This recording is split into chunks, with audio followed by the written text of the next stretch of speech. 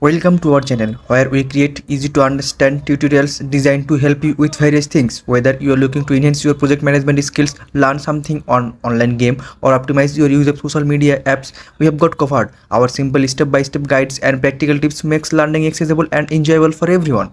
Best Discord soundboard sound effect means you have to change your voice.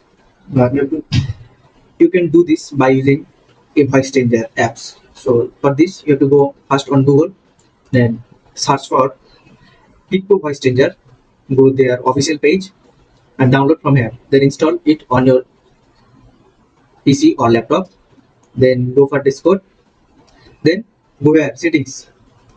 Now you can see there is option, scroll down, voice and video.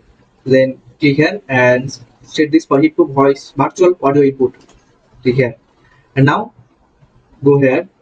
If I and go back for the Hippo voice changer. Now if you here you can choose your desired voice output. For now, for testing purpose, I will show you by selecting this. Now I turn on the voice changer. Hello. Now I start the list. Check it. Hello. Hello. Hello. How are you? I think you are doing well.